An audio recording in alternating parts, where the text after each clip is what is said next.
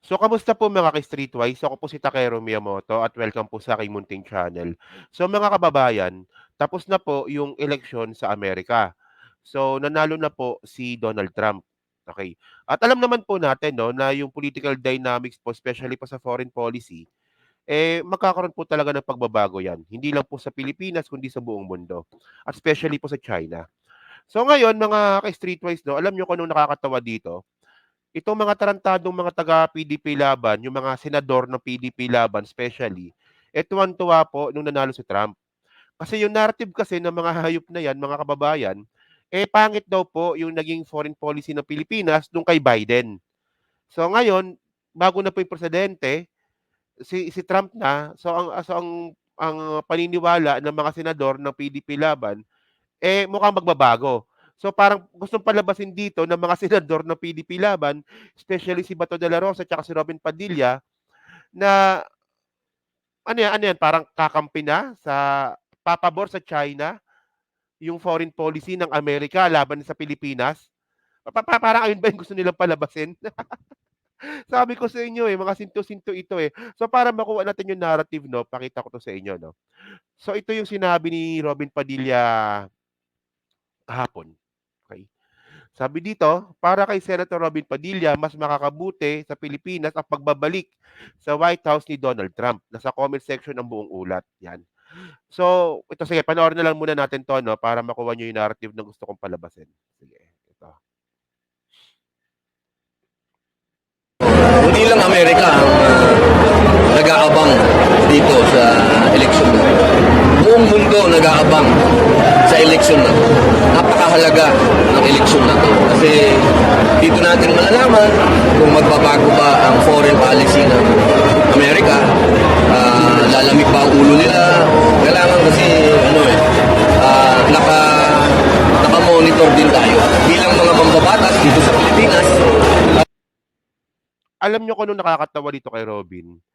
Sa local politics nga, ang bobo-bobo nito Tapos ngayon, bumabanat pa sa foreign politics. Hindi nga, di ba? Yung usaping internal nga sa Pilipinas, bobo na to Tapos ngayon, magbibigay siya ng reaction. Well, senador siya, meron naman siyang karapatan kahit naman sino. Yun nga lang ang point natin dito, bobo po ito. 'Di ba? Sa sa usaping political, internal sa loob ng Pilipinas, bobo na po ito. Paano pa kaya sa usaping foreign policy? Well, maganda to kasi at least meron tayong meron tayong pinagtatawanan. I-continue natin. lamang sa Pilipinas, kundi sa buong mundo. At pinag-uusapan natin yan, ekonomiya, at siyempre, yung mga kabuluhan. Sir, personally, sino ba sa inyo ang mas nakakatulog sa Pilipinas? Ang tama ng president kahit sa first round of president? Kasi, ako naman, naniniwala sa American democracy. Ako ay tagahanga ng revolusyon ng Amerika. Siyempre, nandun tayo palagi doon sa kung ano makakabuti sa Pilipinas. Dahil hindi naman tayo Alam mo, no, sabi ni Robin, doon daw po tayo sa makakabuti sa Pilipinas. Mas makakabuti po sa Pilipinas kung gagawin mo yung trabaho mo ng maayos, ng matalino. Yun nga lang, ibobo nga po ito, so wala tayong pag-asa kay Robin. So mas makakabuti po sa Pilipinas kung mag-resign na lang po siya bilang senador. Nagmamarunong pa tong hayop na to, no?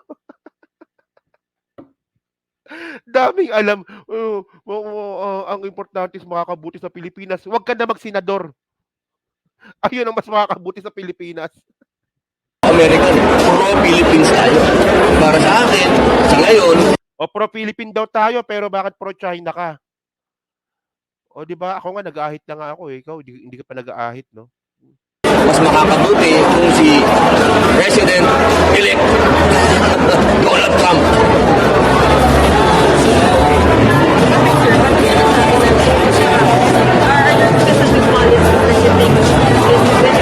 Well, presently, hindi natin gusto ang nangyayari sa ibang lugar, tulad sa Ukraine, sa Middle East, siyempre. At dito sa atin, intention natin dito, lahat yan nasa ilalim ng administrasyon ni Biden. Vice President siya. So sa akin, para mabago, Trump. Thank you, sir. Thank you po. Thank you. Bobo talaga 'to 'no. Alam niyo yung point kasi mga kababayan. Well ako aabangan ko pa 'yan, kung ano yung magiging pulisiya po ni Donald Trump sa Pilipinas at regarding po sa China. So mahirap kasi mag-conclude sa ngayon, eh. Pero, para sa akin po talaga mga kababayan, ang malinaw dito, meron po tayong defense treaty sa USA. Kahit sino po ang maging presidente po diyan, kung si Trump man 'yan o si Kamala Harris o kung si Biden pa ulit, eh, yung, defense treaty po natin sa Amerika hindi naman po magbabago yon kahit sino manalong presidente ng Amerika. At saka ang point dito mga kababayan, kahit naman po kasi yung Amerika po ay hindi rin talaga pumapabor sa nine dash line ng China kahit po si Trump or si Kamala Harris pa yung maging presidente. So ito yung mga points dito. So ngayon, ano bang gustong palabasin ni Robin Padilla dito? Ngayon si Trump na yung nanalo bilang presidente ng Amerika. Ibig sabihin nun, mas papabor yung Amerika sa China kaysa Pilipinas? Parang ayun ba gusto niyo palabasin? Parang hindi, no? Or siguro, malamang, ang sinasabi dito ni Robin Padilla, eh, magkakaroon ng kapayapaan po sa West Philippine Sea. Na mapayapa naman ngayon, pero at least yung conflict is mababawasan. So, makaka-streetwise, no, in my own opinion po, hindi po mababawasan yung conflict sa West Philippine Sea hangga't sinto-sinto po yung China. Hangga't pinipilit po nila yung nine dash line na sila daw po ang nagmamay-ari ng 90% ng South China Sea po na 'yan, hindi po magiging maayos po 'yan kahit sino ang maging presidente ng Amerika. Kita niyo nga, ako nga mas maayos pa nga yung, analysis natin dito. Ito Robin Padilla 'to, bobo 'to, senador pa 'to, eh. Oh, so ngayon, nakakagulat lang 'no, yung mga DDS talaga tuwang-tuwa sa pagkapanalo ni Trump 'no. So ngayon mga ka-streetwise, ito pa isang nakakaloko dito, si Bato. Tignan niyo, sabi ni Bato dito, okey ito. So ito yung kalokohan ni Bato. Ah, ito nabalita 'to ngayon lang din 'no, kagabi pala, November 6, 2024. Okey. Magkaka-US visa na uli, Bato de la Rosa eager to visit America under Trump. So ewan ko lang kung nagbibiro ba 'to o seryoso 'no, pero, ang point dito mga ka-streetwise 'no, loko-loko rin po talaga 'tong si Bato. Tingnan niyo, kasi wala talagang alam 'tong mga 'to basta PDP laban senador wala talagang alam, eh, 'no. So, tingnan niyo, so umaasa si Bato de la Rosa na makakapunta ulit siya ng Amerika kasi nga po si Donald Trump na raw po yung presidente. At alam niyo po kasi mga ka-streetwise 'no, kinancel po kasi yung US visa ni Bato de la Rosa sa Amerika.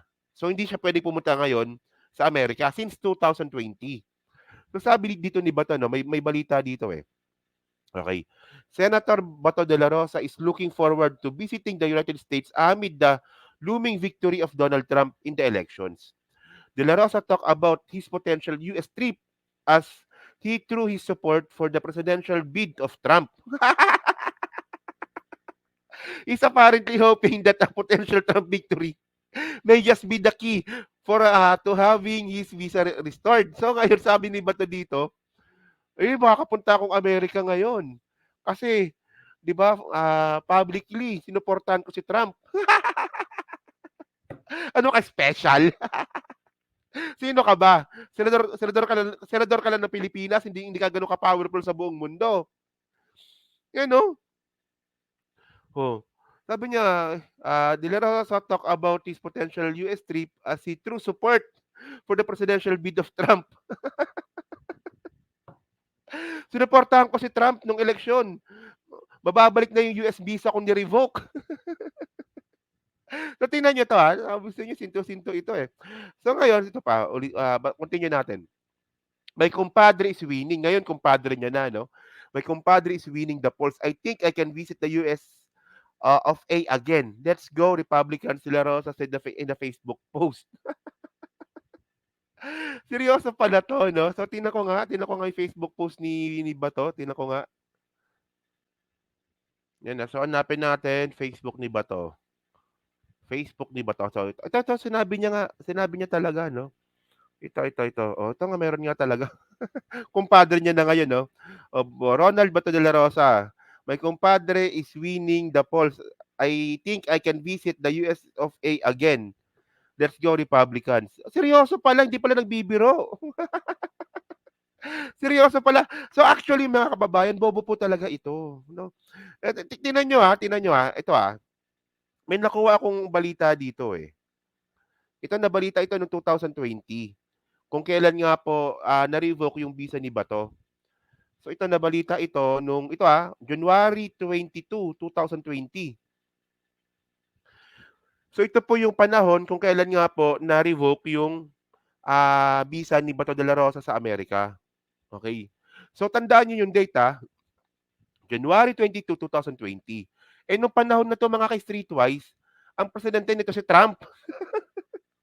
Ayan, oh, Donald Trump, 45th President of the United States from January 2017 to January 2021. So, nung na-revoke po yung, visa ni Bato de la Rosa, presidente po si Trump.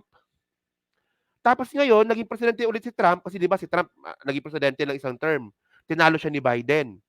Tapos nung, nitong eleksyon na itong bago, nakabalik ulit si Trump. So ngayon sasabihin ngayon ngayon ni Bato na, "Ay makakapunta na akong Amerika ulit kasi nga yung kumpadre ko ng si Trump yung ano, yung presidente ng Amerika ulit." Eh, ayun nga yung point, eh, panahon ni Trump, si Trump yung presidente noong 2020, kung kailan na-revoke yung visa mo, si Trump ang presidente nun. So anong pinagsasabi mo? Bobo men, sabi ko nga sa inyo mga kababayan, eh, yung pangalan na Bato, 'di ba hindi lang kasi pinangalan hindi hindi lang pinangalan ni Bato yung pangalan na Bato sa kanya. Yung Bato ginawa niya pang utak, utak bato po talaga ito. Bobo men. Kay Trump nga kay Trump nga na-revoke yung visa tapos ngayon makakapunta ka ng Amerika dahil si Trump yung nanalo ulit, parang namang gago 'to 'no.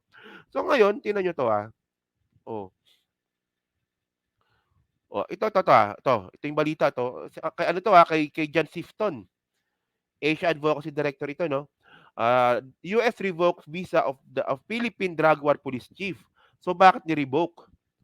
So sabi dito 'no, the US action represent a shift in policy towards the Philippine government and its drug war and suggest that the US will no longer do business with the government officials directly implicated in the atrocities. So, ibig sabihin nun mga kababayan, kaya po na sabi dito, sabi ni John Seaton na Sifton ba 'to? Sabi ni ano, sabi ni John Sifton, kaya po tinanggalan ng visa or bakit kung bakit nga daw po na-revoke yung visa ni Bato de la Rosa, dahil nga po is implicated daw po si Bato sa drug war. Oh, so anong sinasabi ni Bato dito? Ewan ko lang. Pero para sa'kin mga kababayan 'no, masyado pang maaga mag-judge kung ano yung magiging foreign policy po talaga ni Trump. Pero ang malinaw po dito mga ka-Streetwise 'no, ayaw po ng Amerika kahit sino po ang maging presidente nila, ayaw po ng Amerika ng 9 dash line ng China. Ayaw nila niyan. Naniniwala po yung Amerika sa freedom of navigation, na ayun din po ang nilalabag ng China. 'Di ba? At meron tayong defense treaty sa Amerika na kahit sino maging presidente, tuloy po 'yan. So hindi ko po talaga makuha yung point na bakit napaka-overwhelming ng mga DDS tsaka ng mga PDP Laban members sa pagkapanalo ni Trump. Hindi ko po talaga makuha yung logic, eh. Masyado pang maaga para mag-judge dito. 'Di ba? So yun mga ka-Streetwise, so kayo po 'no, ano masabi niyo nga po dito sa katarantaduhan po na ginawa ngayon ng PDP Laban, 'di ba? So kayo ba, well ako, tayo kasi ano lang tayo 'di ba? Medyo may alam lang po tayo sa usaping internal ng Pilipinas.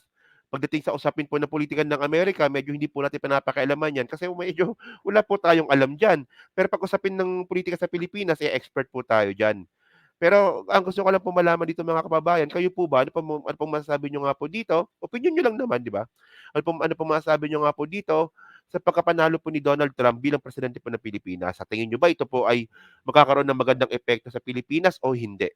Okey. At saka diyan din po sa Team Replay, ano rin po masasabi niyo nga po dito sa, overwhelming na reaction, 'di ba, ng mga PDP Laban members. Akala mo sobrang close sila ni Trump 'no? So yun mga ka-Streetwise 'no, so yan po sa Team Replay ulit, siyempre pa-like, pa-subscribe at kung di naman kalabisan pa-share na rin po ng video po na 'to. So hanggang sa muli po, kita na lang ulit tayo sa susunod na video. Salamat po, thank you, bye-bye.